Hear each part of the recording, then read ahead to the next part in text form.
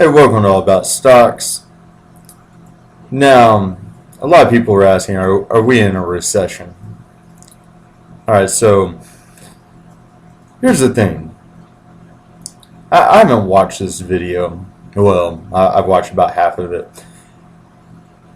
But when I got about halfway through, it raised an interesting question, which made me think more and more. So, the more oil prices go up and interest rates go up, the more the consumer, the more you will start asking yourself, or indirectly asking yourself, how much can you take? Now, the prices, the pay, the amount you make has not gone up directly in 20 years, give or take. I mean, you may have got a raise here and there, but minimum wage really has not gone up since, I believe, 2004-ish, give or take a few years there. But last time minimum wage went up, I was in high school. So I'd say that's 20 years ago, give or take.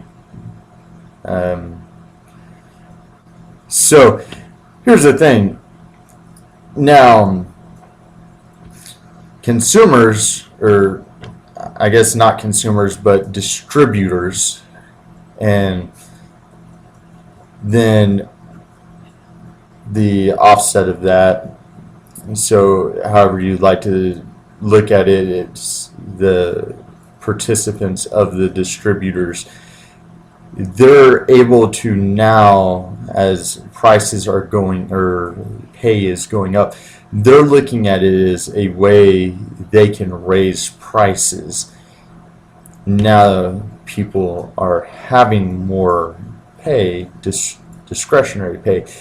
They are able to go, hey, we're able to pay this. We feel comfortable. We stretched our pay for so long. This is easy to pay. Well, not really. You still need to save up for a house or a car or other necessities. But once again, we go back to that question of how long are you willing to stretch that?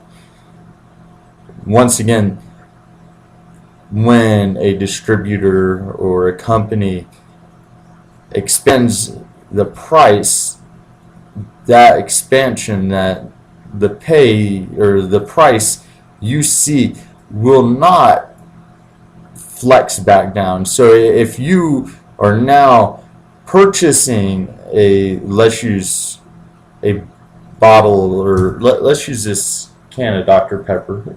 It's here, so I can use that. Let's say it is 10 cents today, it goes up to a quarter tomorrow. Well, Dr. Pepper's not going to say, hey, I will accept 10 cents the next day. No, they're getting 25 cents. Well, their next price increase will be 50 cents and so forth. I mean, they're not going to accept less than what they're currently getting for it. This is, baked into the price. Now, there are the few rare instances where something happens, they have to reduce price, but it's very rare. So if you are seeing a price, then this is going to be the current norm. Now, what brings me all to this? All right. Individuals who are very, frankly, financially connected.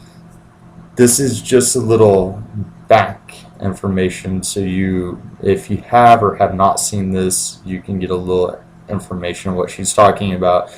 This is an interview with Aoc Cortez. Industry, lobbyists, corporations throw their weight and donate and give their influence, their lobbyists, etc., throw an enormous amount of their support behind other members of Congress.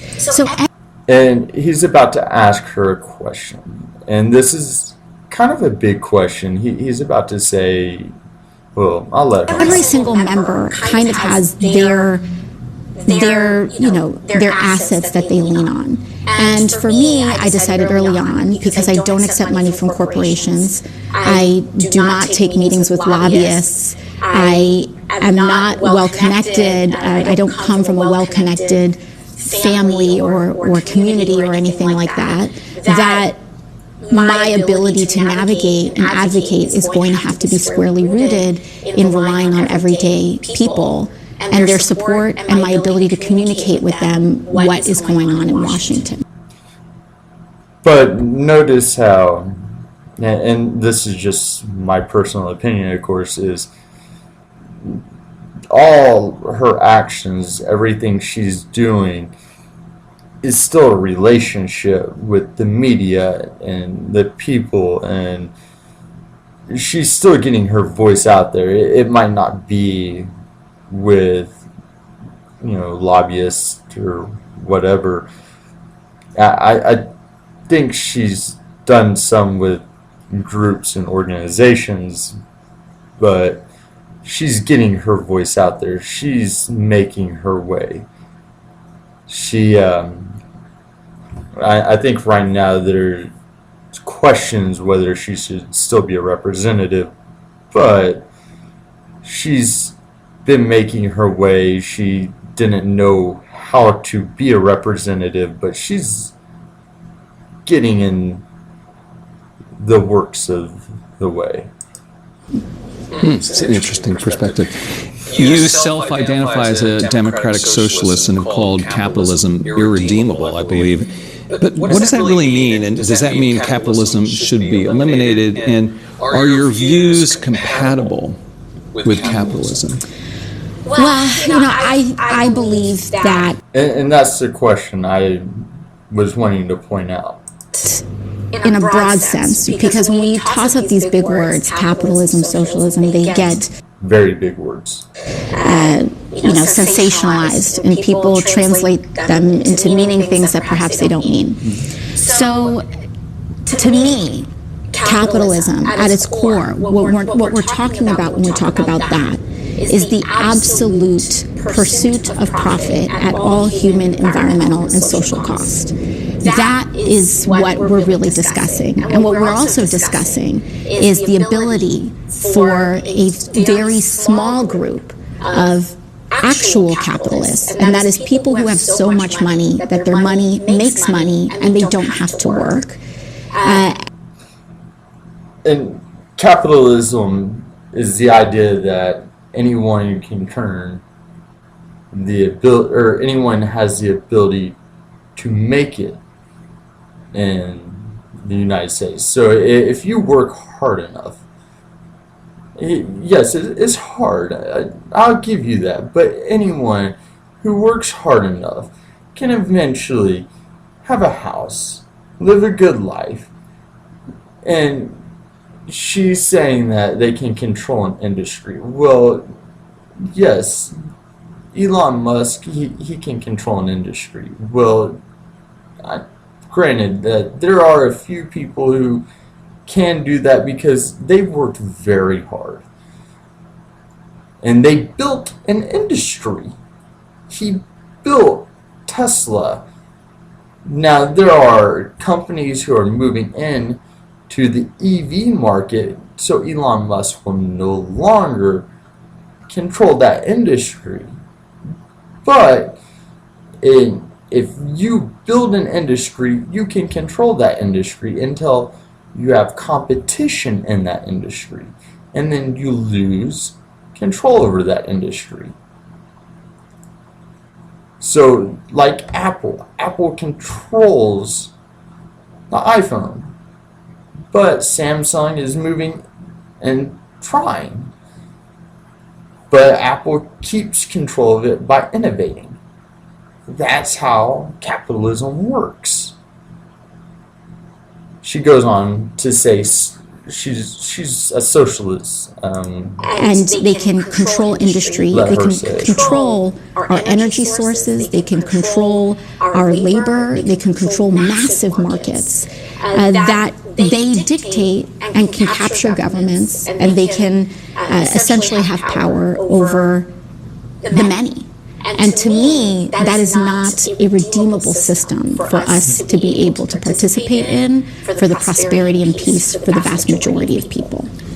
So people talk about stakeholder capitalism, like Larry Fink at BlackRock, where the weighting for different constituents besides shareholders is more equal. Is that something you'd be amenable to? Well, I think at the end of the day, it's who, it is about who has control over the very core assets of production in society. If it ultimately comes down to a billionaire or the Koch brothers or the Koch family having control over... I'm going to end it here, but since anyways, we'll end it here. I'm not going to play the entire interview. I just want to make that key distinction. Now, let's just end it here.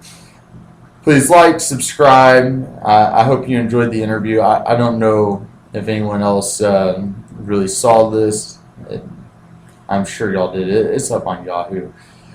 So take a look if you want to see the full interview. Once again, it's on Yahoo Finance. So. But have a great day. Like, subscribe. Thank you.